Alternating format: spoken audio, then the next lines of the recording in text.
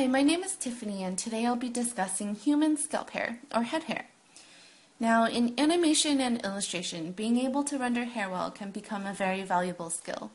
Not only can well-rendered hair significantly add to the believability of your drawing, it can also enhance your character designs. What do I mean by that?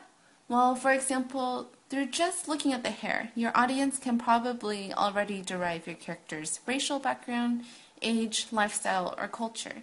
So being very intentional with your character's hair design can add a lot of dimension to him or her. Now let's continue learning a little bit more about hair, starting with its structure.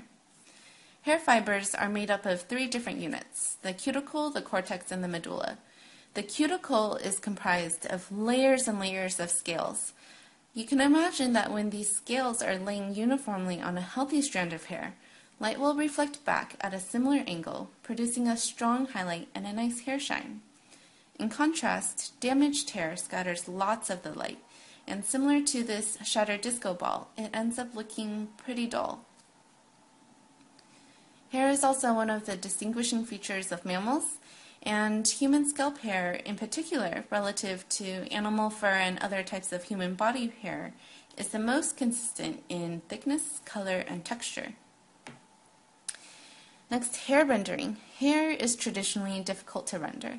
One of the most common mistakes, though, in drawing hair is overcomplicating it. It's helpful when rendering hair to begin with a shape, maybe the shape of a lock of hair. Next, add the shadows, the highlights, and midtones. After and only after the light logic starts to make sense do we add the texture. Here are some examples. Now, notice how much more texture this artist is able to convey through using shadow shapes in comparison to this artist who is basically lining just each strand of hair. Now, this artist is using shapes here, but the light logic is missing, and in fact, these bold lines are really flattening the hair. The artist over here is using shadows to his advantage and really allowing it to define the texture, and he's even letting the hair value fade into the background. Now also for the shadow values, because hair sits on a spherical head, we can also adopt spherical lighting logic when rendering hair.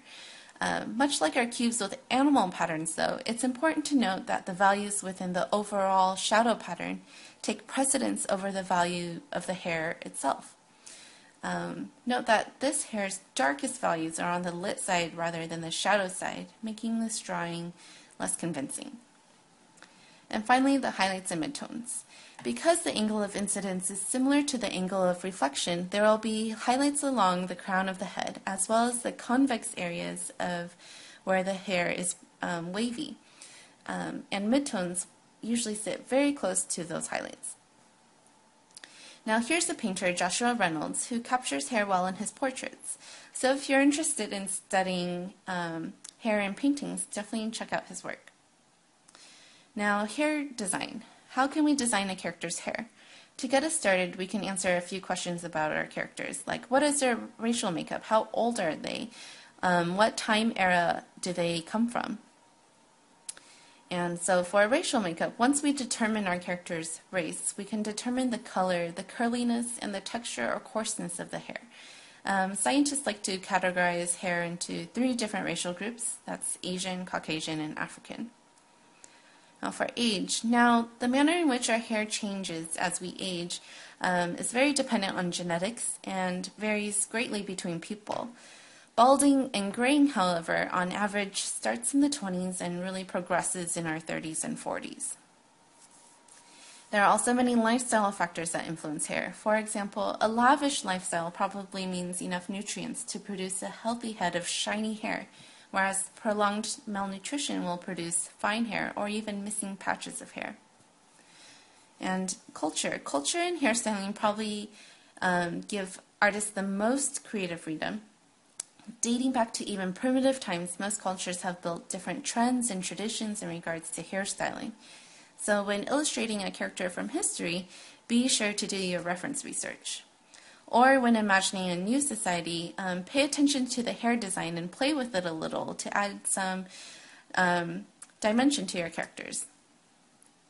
Also, a great resource to learn more about hairstyling can be found in these 2 books, conveniently available at the San Jose State Library.